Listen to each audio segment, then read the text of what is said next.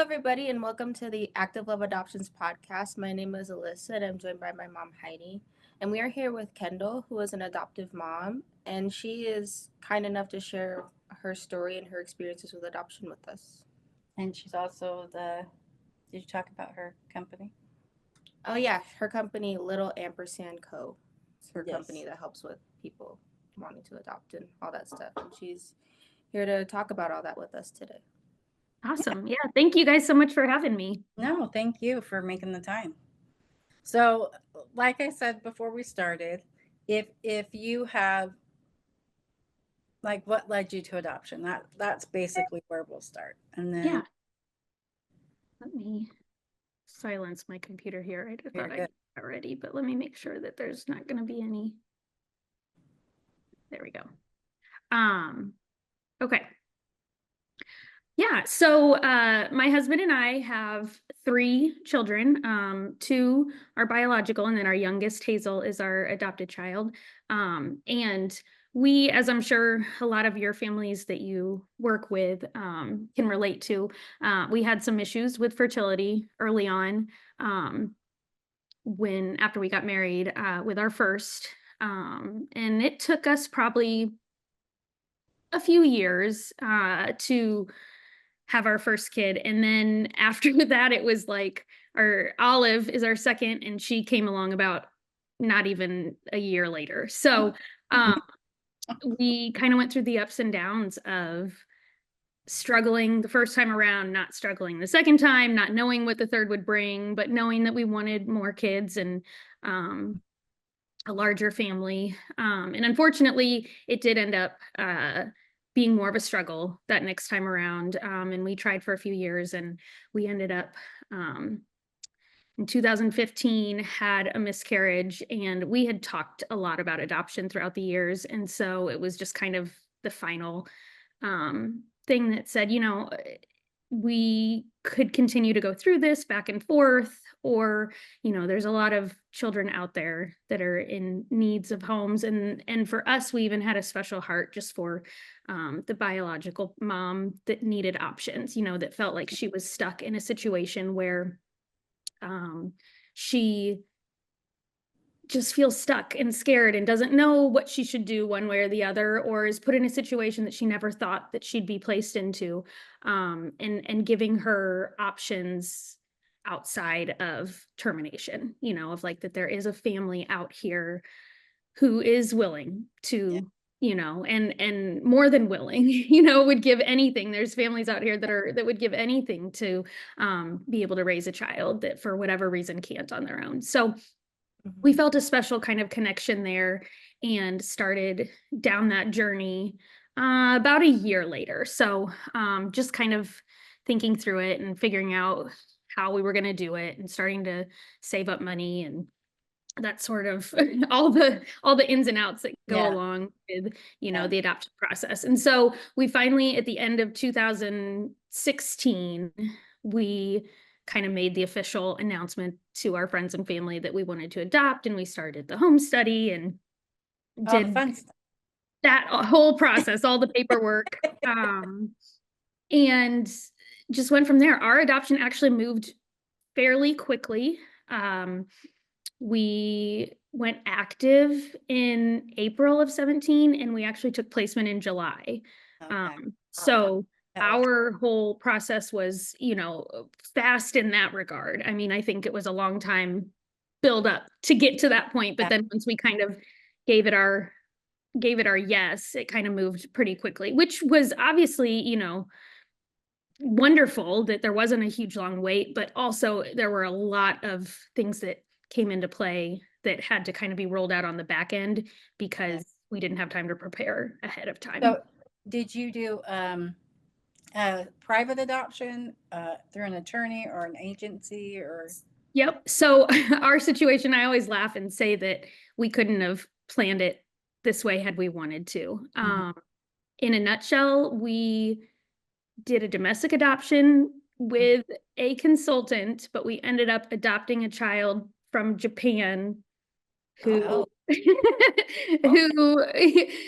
who ended up coming to the US to be placed for adoption. So the way that whole thing played out was that we used an adoption consultant.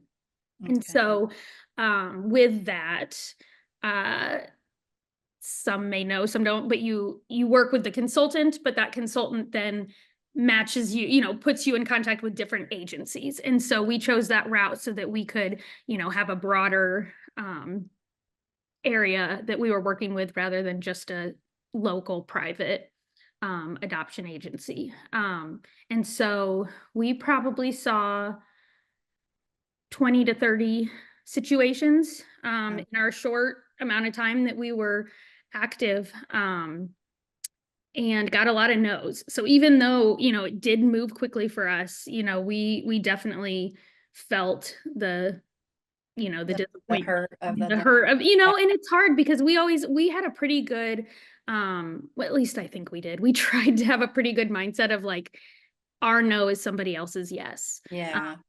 And so trying to keep that in mind of, instead of it being like a end of the line, it's just part of, one step closer. We're one step closer. That was another no, someone else's yes, but we're one step closer to, finding the baby that is going to be, coming into our family. And so we kind of held on to that. And we also kind of went with the mindset of, we're going to pretty much say yes to every case, because not in like a desperation way, but just in a way of like, we're leaving our hands open to, the baby that God wants in our family. Yeah. We just kind of left that open. And we felt God telling us just to kind of put ourselves out there. And so then when it was a no, it didn't feel quite as, it was just like, Yeah. well, this isn't the one, and we'll try again. But so we ended up receiving a case. It was in May, and it was a mother who had just given birth. So it was a stork drop case, but the child had was a birth diagnosis of Down syndrome, and had at that time we were told was a heart concern, a heart issue, which a lot of kids with Down syndrome are born with heart defects. And as well as some respiratory breathing issues, and the baby was on a feeding tube at that point. And this is the part of the story that we kind of hate to tell, but also, we feel is important to throw out there, is that, we looked at that, and we both, my husband and I, felt pulled to that situation, but let fear take over. And we just said, I don't think we're at a place, and we thought about our current children. We thought about, our life, and we didn't know anyone who had any kids with Down syndrome. So we didn't know the lifestyle. We didn't know connections in the community. We just kind of gave in to fear and said, I just don't think this is the one for us. And our adoption consultant called, and she actually has a daughter with Down syndrome. And so she was like, I'd love to answer any questions. We didn't send this case out to everybody. We kind of prayed over it with our team, and your name came up. So we just wanted to let you know, no pressure, no judgment, but we just wanted to answer some questions. And in that conversation, I can't remember exactly the question I asked, but it was something along the lines of like, if you could tell me anything about Down syndrome, if you could tell me one thing, what's the most important thing that you'd want to tell me? And her comment back was, all I can say is that I've never met anyone who regretted doing it. And she's like, of all the families, we don't come across many of these cases, we don't have this very often. And she's like, but the people I know just in my personal life as well, with birth diagnoses or different adoption cases, she's like, no one's ever regretted it. And I was like, okay. So that kind of stuck with me. So fast forward, like it was probably about a week and a half later, we had seen a couple other cases, said yes. There was a specific case that we were pretty interested in because it was closer, local to us. And then that was a no. And then it was a Saturday morning, and we got another email and it said stork drop, and we got excited, and my husband was downstairs already. He wakes up pretty early and is always down doing work and drinking coffee, and he was downstairs on the front porch and I was still up in bed, and we must have both gotten this email, noticed it at the same time and pulled it up. And we had kind of become accustomed to like scrolling to the bottom to look for the price, because as much as we wanted to be able to say yes to everything, we did have to like It's factored. see, it does factor in. And we had raised quite a bit of money and saved a lot, and we had done some different things. We sold our house, we did a lot, but at the end of the day we didn't have over a certain amount. So we were, that was a factor for us.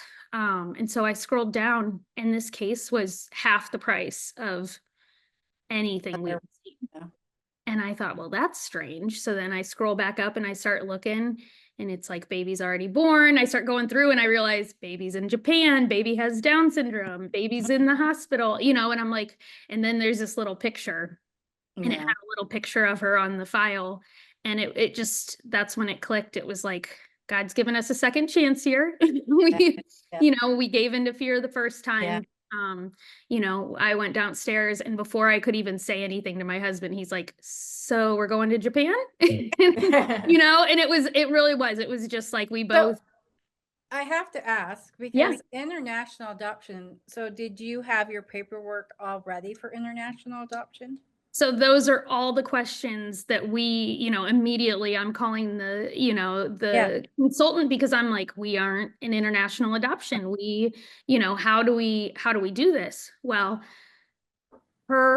so at the time, baby's name was Chloe. Her name's Hazel.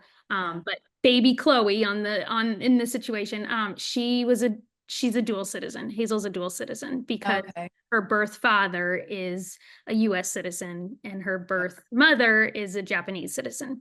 So she was a dual citizen and therefore was able to be placed in the US as a domestic adoption. So thankfully we were able to move forward as is with the domestic.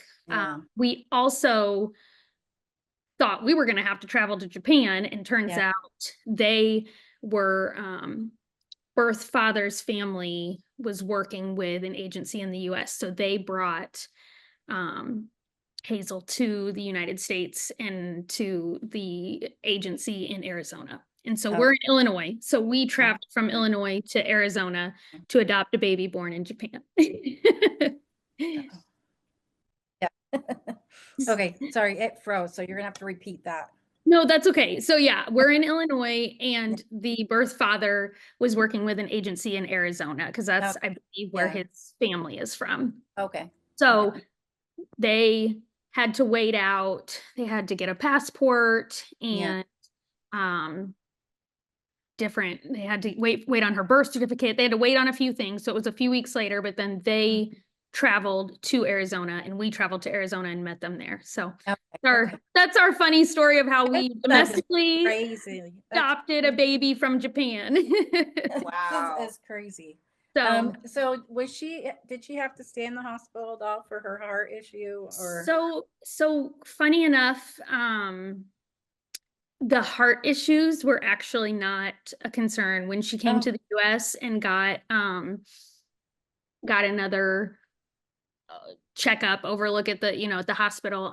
The heart issue thankfully was very small. The same as like a heart murmur. Like she did not have any ongoing heart concerns, which is huge for kids with Down syndrome because they're very common.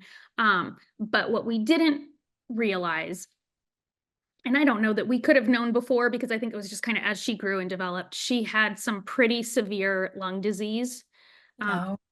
And so she, in the hospital in Japan, so this is one of those weird things that every country does different things for whatever their reasons are, but in Japan, it's standard that a baby who's born with suspected Down syndrome immediately goes to the NICU and stays there for a month until the genetic testing comes back confirming one way or the other.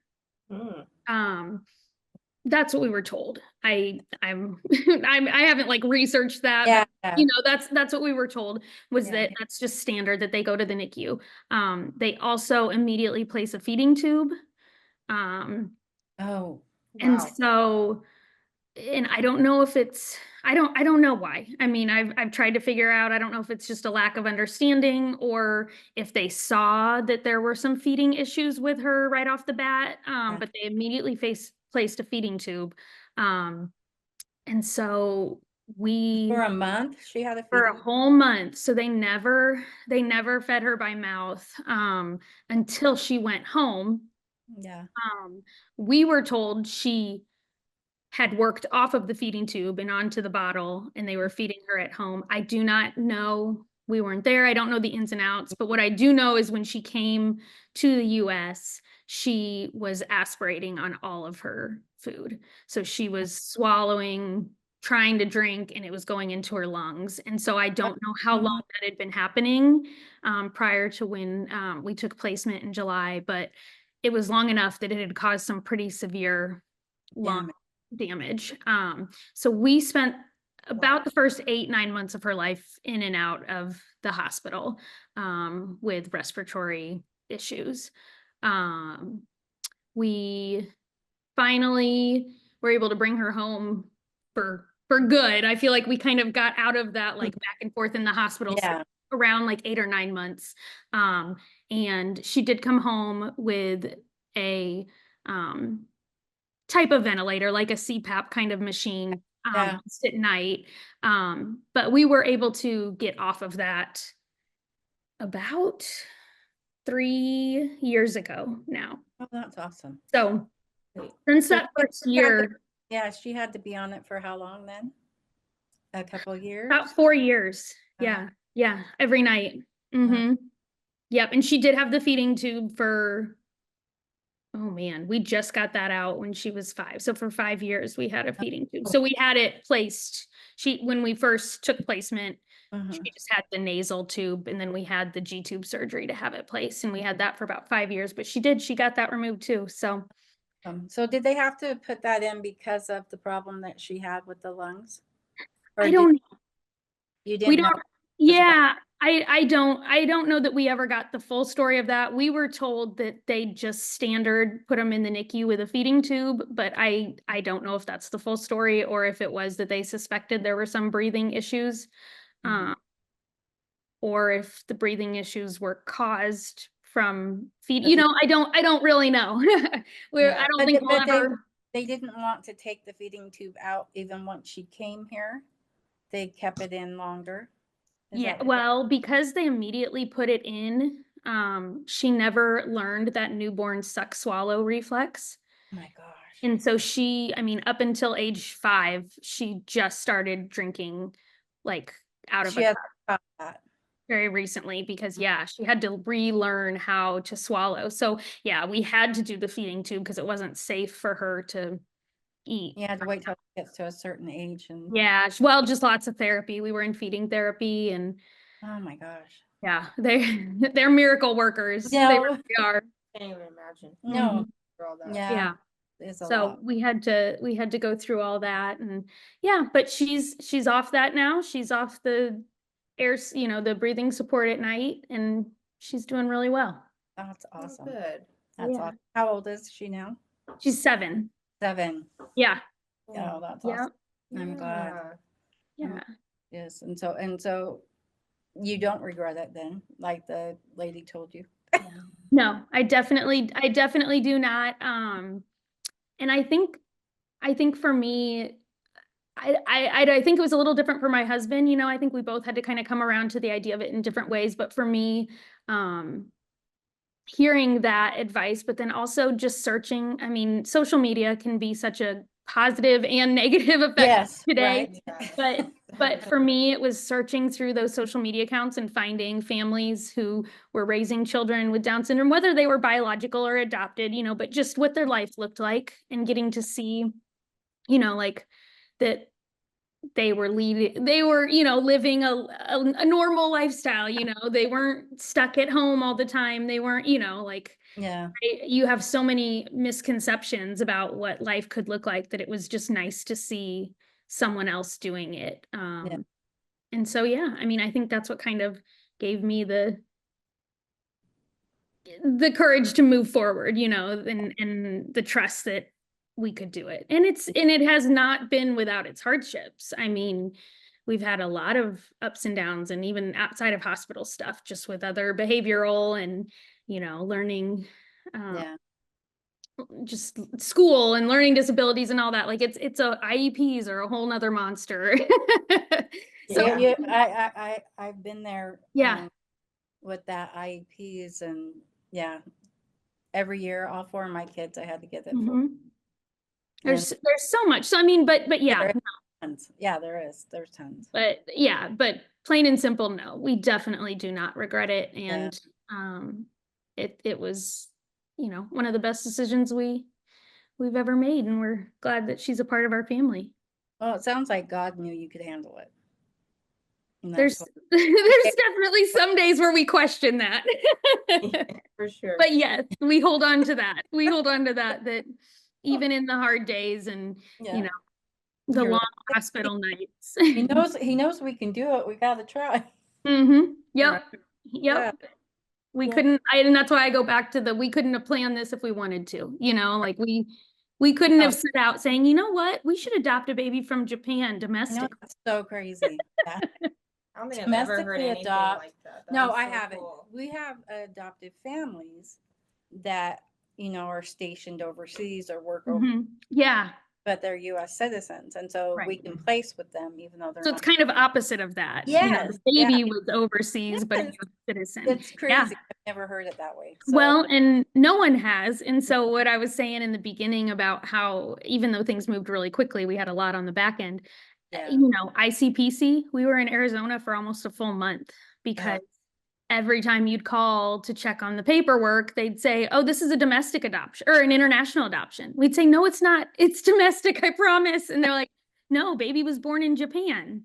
And Yeah. so we got tossed around a lot back and forth, and getting people to, you know, really understand the situation was difficult. And then on top of that, when you do special needs adoptions, there's different court stuff you have to go through, and then the child actually has to become like, I don't know if I'm saying this correctly, but it was like they had to become under the custody of the adoption agency before they could be placed into our custody.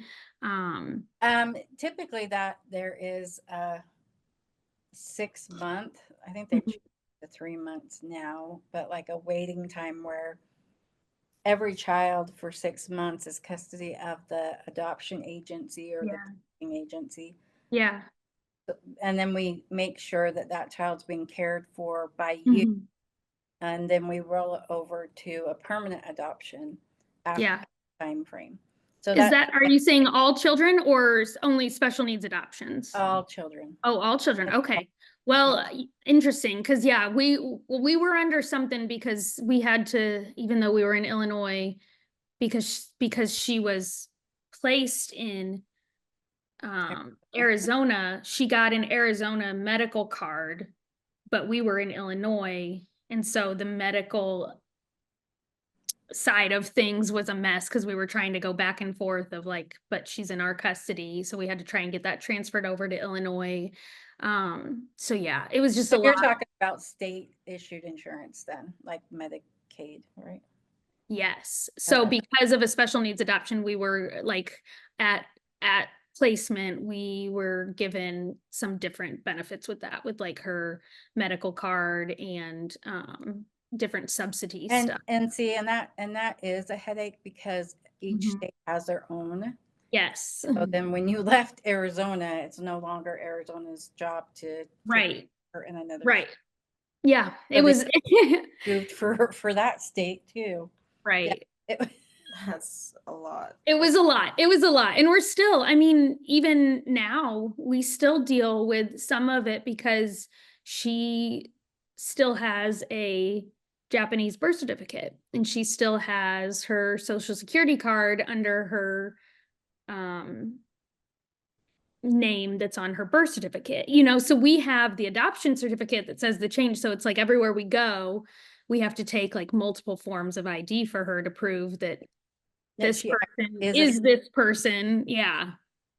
And That's interesting to me yeah. because I mean, I think I'm like trying to wrap my head around that because she has a Japanese birth certificate, but because her father so she has dual citizenship.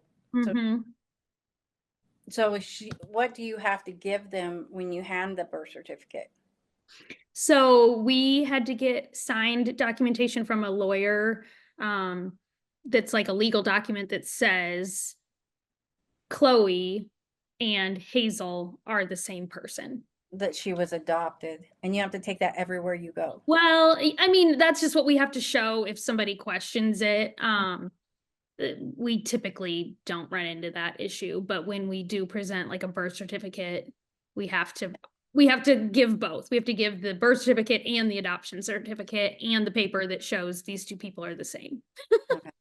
That's Yeah. that's so crazy. Crazy. So, but then later on, if she wanted to, she could just go to Japan and not need anything. Yeah. Yeah. She'll retain that citizenship for the rest of her life. Yeah. Because she was born there. That's cool. Right? I know. I've said Okay to say I was born in Japan. Yeah. right. Yeah. But that's cool, yeah. And that kind of stuff is just I can't imagine the paperwork and the hoops because it's not I've never heard of this situation before, and that's saying a lot because I mean she's 30, Mhm. and so I've been in the area. Well, and then my brothers and sisters are adopted too, so it's like it's been a part of my You've life. lived in the adoption world your whole life. I Yeah. have, and I have sisters that actually were from Korea. I mean, I have one that was an international adoption. That's why I Yeah. was asking. So, so I'm saying I've never heard of it. Yeah, no one has. No one has. That's why it's a No. very And unique. so that's probably why Arizona's like, I don't get this. This is not making sense to me. Yeah. Yeah.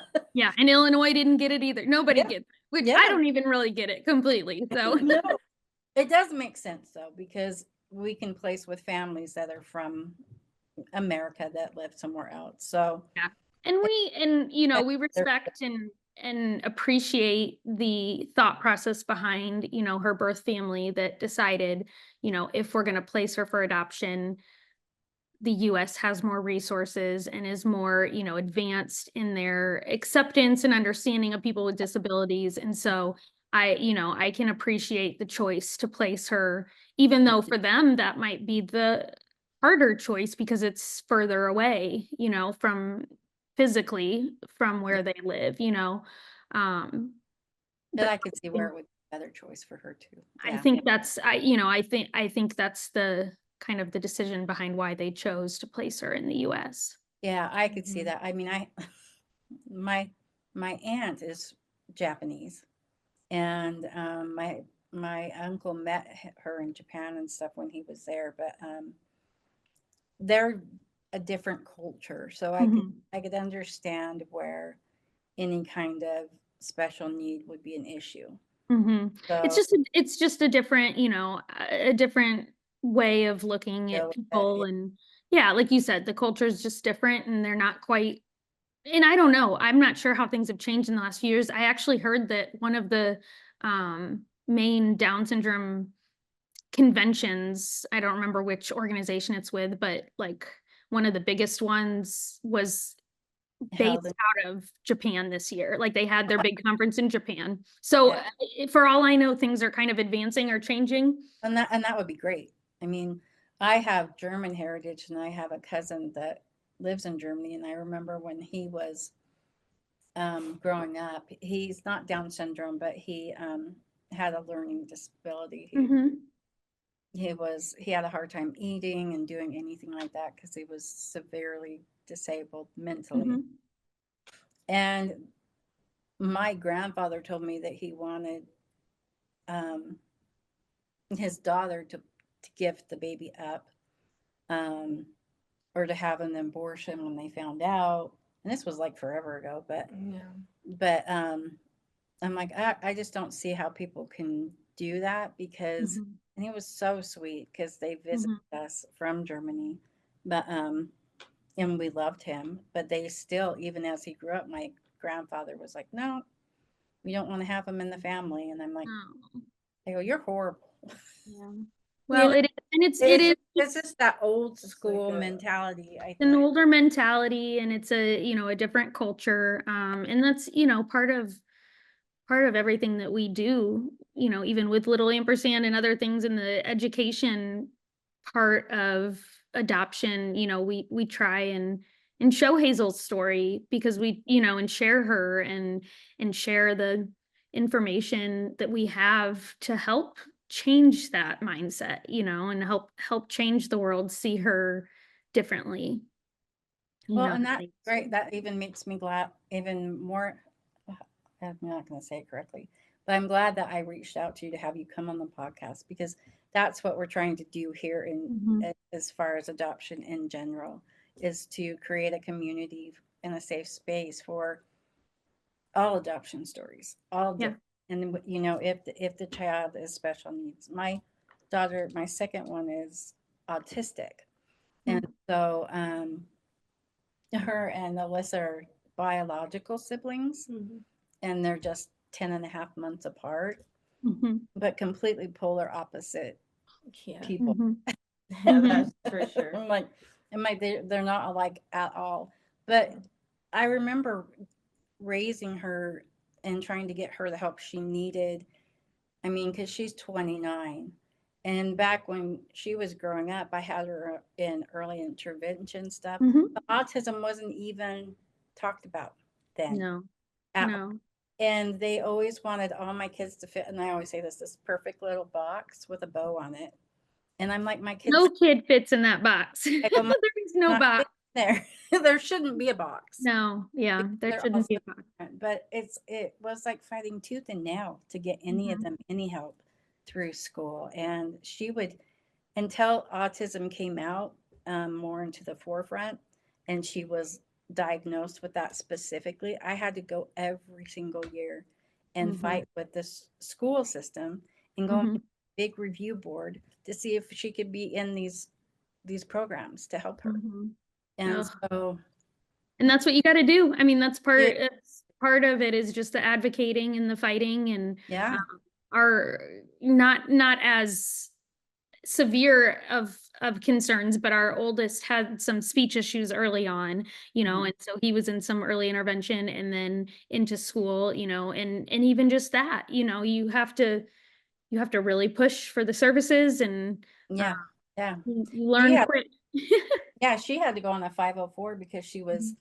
sick a lot. Yeah. And so I had to get her on that to help her with her classes.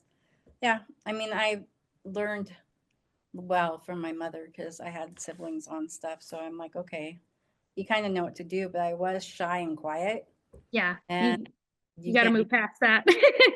You learn pretty quick, and I'm still, a reserved, I'm not gonna run in fighting, but yeah, yeah, you learn to be firm and respectful and know yeah, what your child deserves. So, yeah. And you stand up for them to get those things taken care of, mhm. right? I mean, I waited so long for her and all of them that I would do whatever it took Yeah. to protect Yeah. them. So Yep. I definitely was probably and still am one of those helicopter bit. Oh yeah. We all can be. We all can be. But she loves me anyway. Yeah, I do. So okay, so now that we have your adoption, so how did you waited the 6 months prior to adopt to legally adopt her, Hazel? Is that Yes. correct? Yep. Well, so it ended up being we took placement in July of 17 and her adoption wasn't finalized until January of 19. Oh, really? It was So a what long just process. because of the battle with I think it was a lot of back and forth just with the uniqueness of her situation, but also with special needs adoptions, you can apply for different subsidies and support from the state. And so that just takes time getting Okay. those approved. And How did you wait till that all took place? so, yep. And you have to get all that in place before the adoption's finalized. If you finalize the adoption before you get a if- subsidy or anything in place, they won't follow through on it. Yeah, don't even get me started on the Yeah. states. Yeah. That's So, wonderful. so it just took a long time. And I think with her being sick and in Yeah. the hospital for the first 8 months or so, we just didn't have the capacity to do a lot of that work early on. So it probably could have gotten done a little sooner, but we just weren't, we weren't in a place to Yeah. just on And so paperwork. you have to do after placement visits, continued after placement visits. We did not. With her for that period of time? No. No, we did not. Okay. Actually, yes, we did. I'm sorry. We didn't with her Arizona agency, but our local agency here that did our home study did come. We had to give them updates with hospital updates, and then there were like 3 or 4 visits. I totally forgot about that, but we did have a few Well, visits. I was curious because of the length of time you had her in your care. There's only, I think there's every agency can determine how many they want to have placements. And so we do 3, but that's in the course of 6 months. Yeah.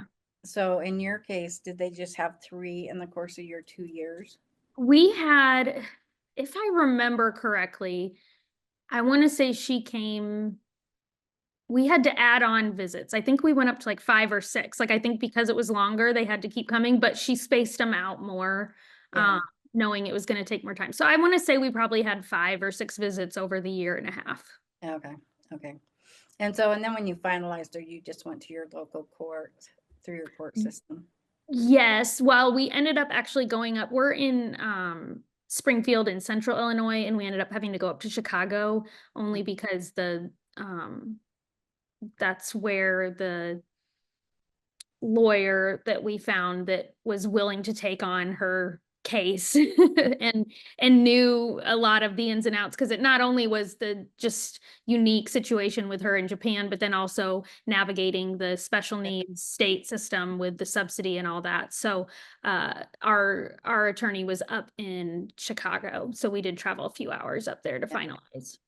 Yeah, you have to go. There's certain attorneys that I always forget what it's called, but yeah, that work with adoption. So, and that's better.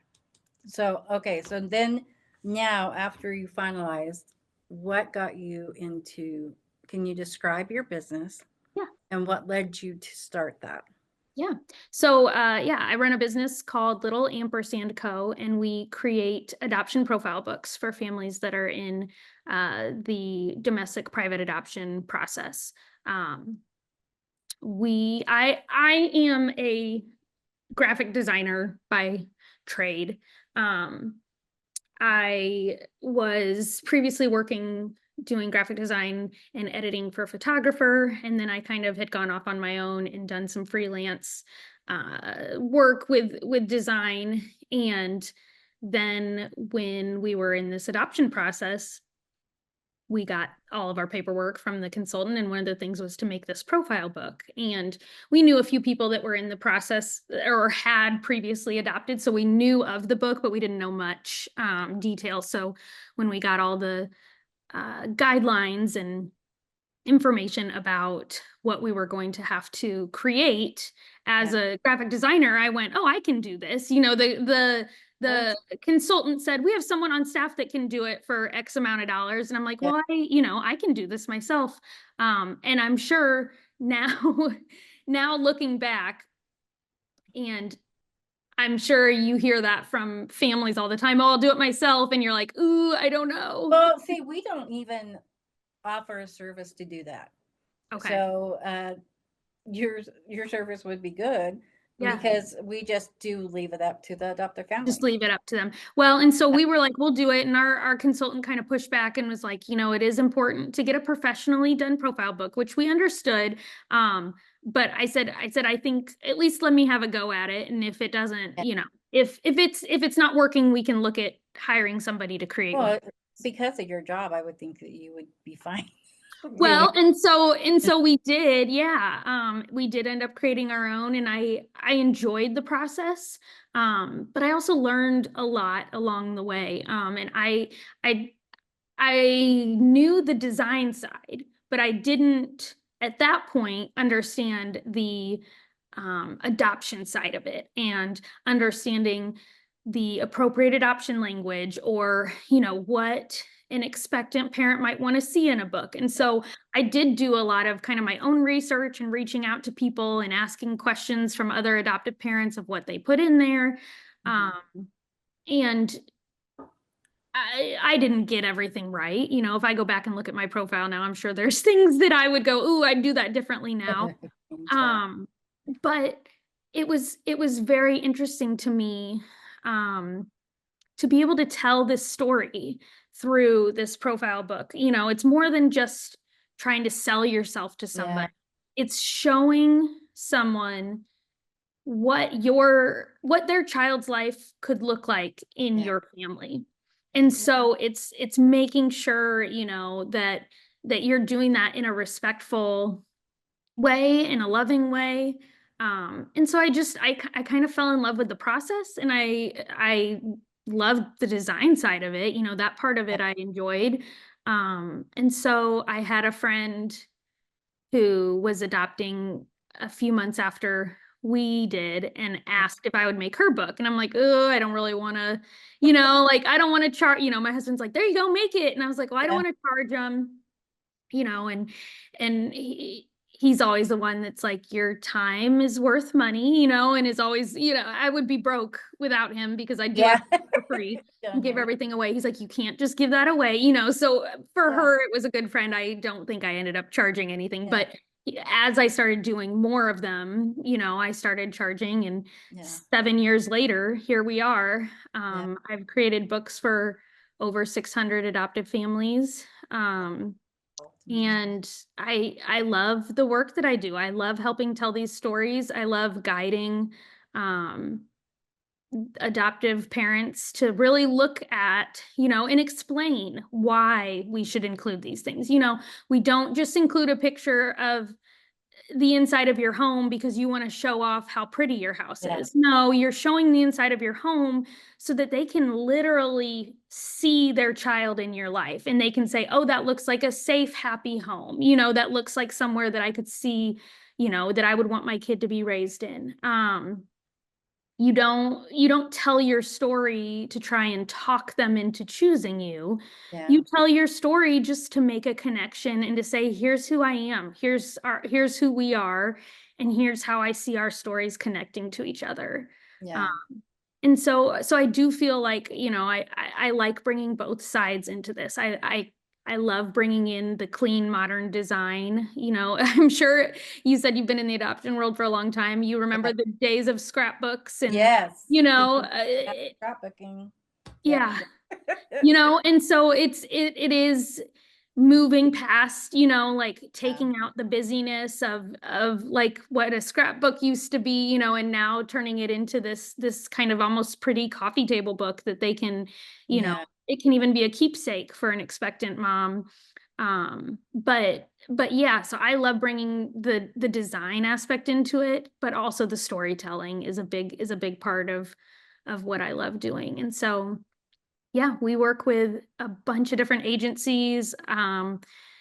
We work with consultants and lawyers. We work with families who are just kind of on their own and doing, private adoption, trying to make connections on their own. We've worked with all kinds of families, but it is all primarily domestic, U.S. domestic infant adoption, because that's just the market that requires typically requires a profile book.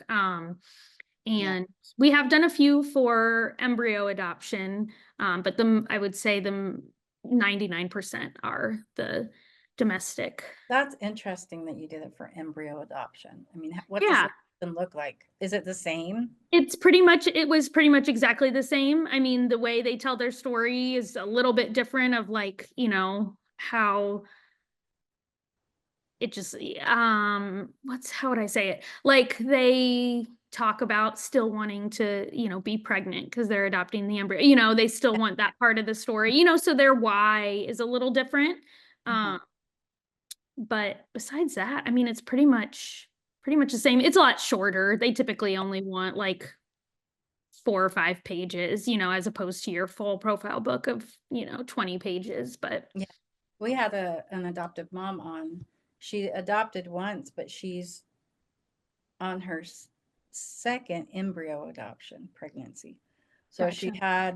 she gave birth to a little girl from that embryo adoption, and now she's pregnant again with the second pregnancy. Yeah. But, And that's really taken off in the last few years. I don't even think that was really an option 7 years ago when I was adopting. No, I mean, I think it existed, but it wasn't something that was offered to us. No, I definitely 30 years ago was not offered anything like that. And it's kind of amazing because she told us the story and the legality of that too. I mean, how it's selected and the transferring of the embryo to the new family. It's like a placement almost, and every attorney has to get involved in paperwork. It's crazy. And I'm like, I didn't even know anything about it until that. Until she said that. So that's why I was curious what their profiles look like, because I don't know if she even talked about needing a profile like that. But yeah, I don't know if it's standard. I haven't heard, I haven't like researched if they're doing that more standard, but I have heard that the families who are adopting out their embryos that are placing their embryos out there, they can look through different profile, they do have the opportunity to kind of, I think maybe someone was saying that it started with like a letter. You could just like send a picture, here's my family and here's a little blurb about us. And so now they've kind of turned it into a short little mini profile. Yeah. Well, it makes sense. It does make sense because they're giving you what would have been their child. So it is. It's a whole nother aspect, and just a whole nother emotional aspect too of, like with adoption, I feel like the expectant parents go through this like, okay, there is a child already here that we're choosing to place for adoption. Whereas with embryo, it feels a little more like we don't know what this child is going to be, like, I don't know. It's interesting. Totally well, different. and there's money exchanged with that. Yeah. Also. Because because I could be saying this wrong, but I did read that like when the embryo, before it's transferred and placed into the mother, it's property, not life. And so you can pay for it because at that point it's just property. No, see, I didn't even know that. And I don't think I don't know that I agree with the, the moral side of that, but I think legally it's because you can't pay in the adoption world. You can't pay for a child, but you can pay for the embryo because at that point it's just property. That's so crazy. Yeah.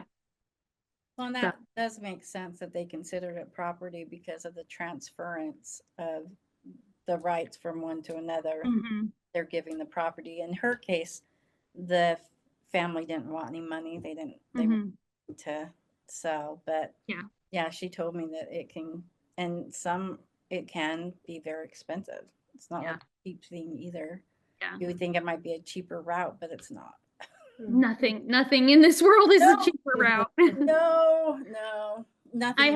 I have always laughed with adoption stuff, because if you don't laugh, you cry. It's so crazy. But I've always laughed and said, it's like the wedding market. Oh, this bouquet of flowers is a $20 bouquet, but if it's a wedding bouquet and you put the name wedding on it, it's $100 bouquet, so it's the same with adoption. Like, this thing is X amount of dollars. Oh, but you're doing it for an adoption? Okay, it's 10 times that price. Because they feel like it's a specialty niche that it's going to right. It is true. It's true. Everything about adoption is expensive.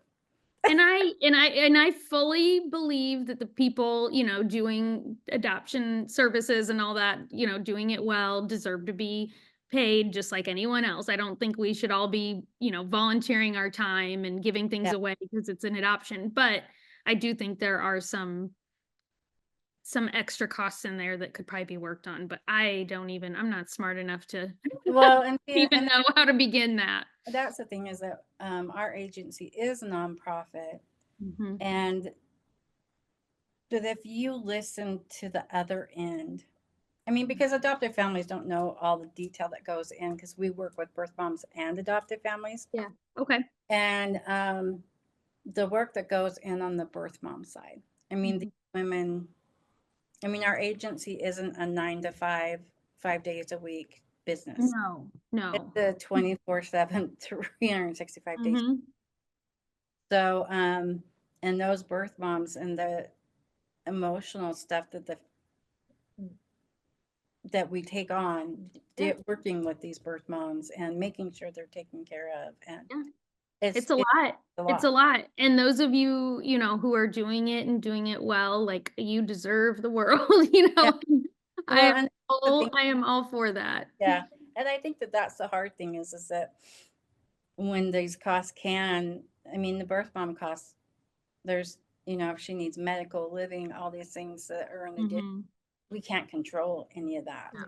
No. Um, so, but the base fee that we have as an agency, that just goes to cover basics. So the home, just the homestay and the keep us working. Right. Well, and I You know, think a lot of that. yeah. Yeah, and I think a lot of that too, like you said, you don't really know until you're doing it. And so it does help, like I love agencies, like you guys that are being transparent with that and opening up that conversation because a lot of times it's just like, nope, this is what the cost is. It's Yeah. expensive. Get over it, So Well, and see, and because I've adopted, I totally get that. I understand. mhm, So, because I've been there on that side too. So I yeah. just being with the agency for 30 years. Um, Mhm. yeah, I've seen everything. And if there's a way to cut costs, we totally would. Right. You know Yeah. what I mean? No, I mean it's It, not, it yeah, is I don't what feel it like is. it's probably even in your yeah, it's hard to know until you walk in those shoes, and see Yeah, all the different things that yeah, go into it. And like you said, sure, cut costs, but then at whose expense? exactly. I Yeah. mean, where You do know? we, And and so so, and we're not in this to, if the birth mom needs yeah, care, like we have to give her care. I mean, yeah, here to help her and be her support system. mm, If she chooses to adopt and make sure she's taken care of. yeah. Well, and that's a unique situation too for you guys to see both sides of it. Because a lot of times, Yeah. like consultants will only work with, the adoptive side, and a lot of agencies will, only work with connecting those parents to the Yeah, to the and birth we mom. do both. So, to do both is cool. Yeah, yeah, we do. Yeah, we work with both sides. She gets to be the coordinator, well, the And I do the correspondence, so correspondence. like the in between if they send like Sure. pictures or letters. So Oh, okay. That's Yeah, fun. it is a lot of fun. yeah, See those updates and yeah, Yeah. yeah. She sees and nowadays there's more open adoptions, Mhm. That and is a lot so more common. we can like they will just put us out of the picture and we'll communicate with themselves. But all the old ones are more like closed, Yeah. or that information was never given, and so Yeah. that's who she mostly works for. Is works dealing with now a lot of is the ones that are older, Yeah, a coming lot of back the wanting information. Okay. older adoptees are wanting more information. Okay. So they come back to the agency looking to connect with Yeah, and that's something we can't give them. yeah. We've had to Just But just you can pass it back and forth. yeah, we had to create new documents because we can't work with the adopted child Okay. because our contract was between the adopted family, Oh, the yeah. birth mom, and That gets tricky. it's yeah, it's Mm. definitely a lot of I hoops don't that we have to jump there through now. is, yeah, there is. And so now I'm trying to get something in place where we do it at placement to Mhm. ask them if they're willing to, once the child turns 18, allowing us to give their email or their information Right, at right, the beginning, then we don't have a whole bunch coming back Yeah. and us trying to connect when right. sometimes after 18 years, well, I don't know. Well, and then you're kind of caught in the middle too of like, Yes. I wish I could give this to you, but Yeah, it's there, really hard. it's Like I'm looking at it right here, but I can't legally like give it to you. right. They have right Um, to it just as much as you have a right to know. They have a right for you not right, to. Yeah. right. And Oh man, there's so many different, it's like a balancing act, and I don't know where it's right. You know, some gets hurt somewhere. And so right, right. I You don't know. just have to do, but like you said, you have contracts and legal. Yeah, so we came up with something that we have the adoptive family sign in order for us to even talk to the adopted child, Yeah. Gotcha. and have them not in the picture. So we have that set up now. But yeah, it's some things that you don't think about until No, Happens. it starts happening. Yeah, right. and it's a lot Well, easier. and how many agencies aren't even in existence Yeah. 18 years later? Where does all that information go? I never Uh, thought about that. so if someone has sold or they don't work anymore, we've had an agency come to us and ask if we would take their records on. Okay. So you kind of find someone So you can do that. Yeah. pass them off to. Yeah. Yeah. Okay. And then I don't know if she then would then in turn send something out to her clientele saying, if you need your records, contact these people. Hmm. Yeah. So I have that problem with when I tried to find information on the girl's birth mom, I couldn't because the agency was gone. Yeah. So I'm sure people run into that a lot. yeah. You track So all that now. Interesting. it's Yeah, great. you don't think about those things No, you don't. at placement. You're not thinking Yeah. that far in the future. But like you said, so many the more recent years are connecting on their own. Yes, they're more open. They And are so, more open. yeah. Mm-hmm. And I think that has been, if you can get it to work, it seems to be Mhm. the best. Yeah. Mhm. With those Yeah. open adoptions and just that connection from the get-go. But yeah, it seems to work. In your case, you probably don't have that.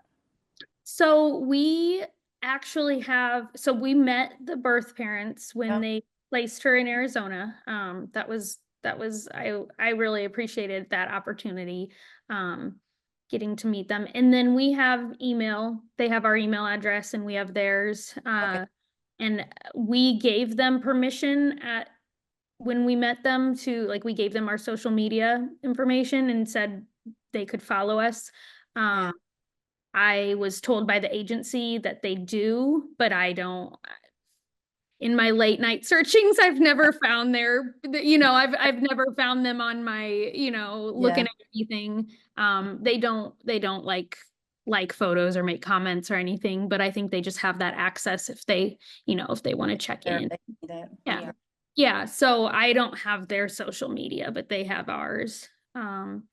And we've told them that we're open, obviously being in Japan, it's not like they can just stop by, so it is a little more complicated. But we are definitely open to as much contact as they, are willing. Yeah, down the line. So they're, Yeah. so did you say you exchanged emails? Yep. Yeah, okay. So Yep. so do they communicate with you on that? They did, for the first couple of years, we got some emails and kind of wrote back and forth. They've kind of backed off in the last 2 to 3 years. We get it. I think we've gotten something just about once a year for the last 2 or 3 years. So, but they still communicate if Mhm. you did something, you could. Yeah, and if I reached out, I think they'd respond, if we needed any medical information or anything like that. What's that? I said, that's great. Yeah. Good Yeah. job. Yeah, it's nice. I don't know that they're looking for, more of a relationship, but they are definitely open to, or at least keeping that line of communication there if we ever, need it. And Yeah, and that's the they reason. have 2 other biological children. two or three, actually, I can't remember. But they had one other child between the two of them, and they mostly said they wanted to leave the communication open in case she ever wanted to reach out to her sister, Okay. for that. So we were great with that. Yeah. Again, we're not in Japan, so I don't know. Yeah. I don't know how that would look if they Yeah. reached out, but we're definitely open and love having the ability to reach them if needed. Yeah, that's great. yeah, that was great. Okay, so now we're gonna start wrapping up. All right. What advice would you give someone? You talked about this question. Yeah. Yeah. To figure out what advice you give. Advice to someone thinking about adopting, is that the question? Yeah. Yeah, I think my advice is just to not be scared, to just kind of, if it is something that you've thought about or is on your heart, like to just go with it. There's always going to be, you're always going to have a reason, not now, maybe later, or oh, if only this or if only that. But if anything, I mean, I just wish we had started sooner. That's my thing, is like everyone, once you get into it, it can take a while. And like I said, ours was a quick one, but that's not the norm, and so, just to jump in and trust that if, it'll work out, and that the baby that is meant to be in your family, trust that will happen, that you can't rush it, you can't force it. Yeah. Yeah, and just, if in regards to adoption profile books and just what I do, the advice there that I have is just to be yourself. So many people try to tell this beautifully curated story of what does the adoptive, or what does the expectant mom want to hear, and it's like they want your voice is what they want to hear. They want your heart. And so one of the things that I have a pretty strong stance on is I don't do any of the writing for the profile books. I will edit for grammar and clarity and, help guide if there's some parts that need rewritten. But I truly believe that it's your story and it's your heart. And even the way everyone talks differently, everybody writes differently and speaks differently, and that will come through in, in your voice, your written voice. And so, just be yourself and be open to just telling and showing your life, and the right family will, the right expectant parent will find you. Yeah, that's So, good. One more thing I just thought of. Yeah. Is there something you wish you would have known going into adoption that you didn't know at the time, but you wish it would have made it easier, or do you know what I mean? Like, is there Yeah. That's a good question. I don't know if this would have, well, I guess what I would say, maybe to help others, because I did do this, but it was something I kind of figured out on my own, was finding a group of other moms who were going through the process at the same time. And again, we go back to like that social media can be a double-edged sword, but the good, and I see so much good in community when it's used correctly. And so there was I have no idea who it was that posted it, but there was someone I followed who was an adoptive mom on Instagram, and she posted something about, the importance of community.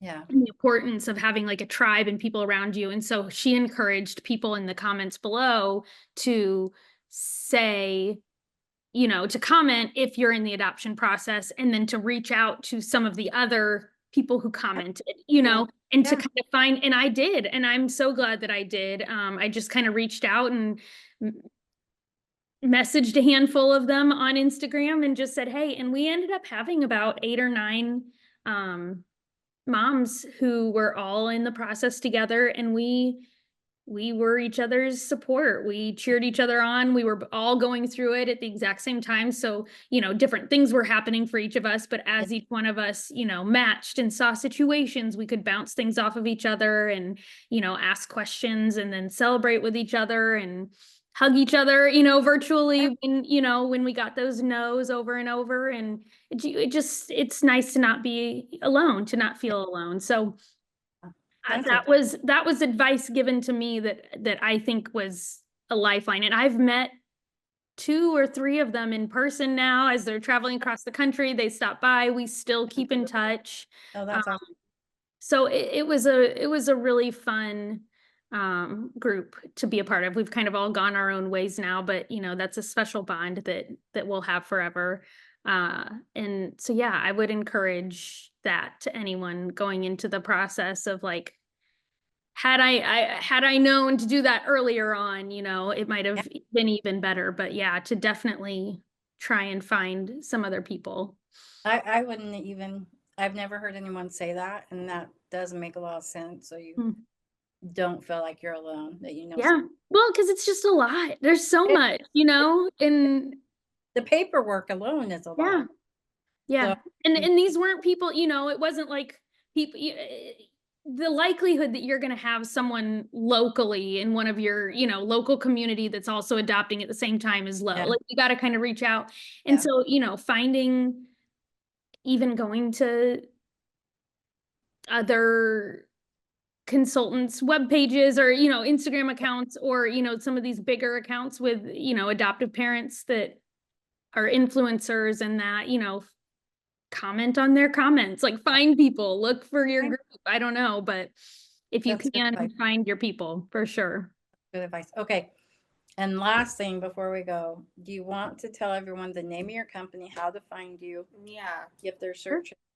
Yeah, for sure. Little Ampersand Co. And we are on Instagram, Facebook. You can find us there. Our website is Little Ampersand Co. .com, sorry, littleampersandco.com. And yeah, you can find all of our information there. You can reach out and contact us if you have questions. We do full printed profile books. We do digital only. We do little, sometimes people just need like a 1 or 2 page kind of quick look. We do those as well. And yeah, we don't have a wait list. We are open and booking, and we are going to close off before the end of the year. So if someone's wanting to get started right away, now would be the time. And then we'll take a little break and then get rolling again in the new year. So sounds great. Thank you. We can link all that below. Yes, to make I it will. easier to find. Awesome. Thank you. And it will go up. This podcast will go up on YouTube before it'll play over. So if you want to see it there, you'll be able to see it on YouTube. Okay. And I can send it to you too. Sure. Interested. So yeah. Okay. Awesome. Well, thank you. Thank you. We appreciate it. And then Lissa's just going to close us out. All right. Well, thank you so much, Kendall. It was so nice talking to you. And yeah, everybody check out Little Ampersand Co.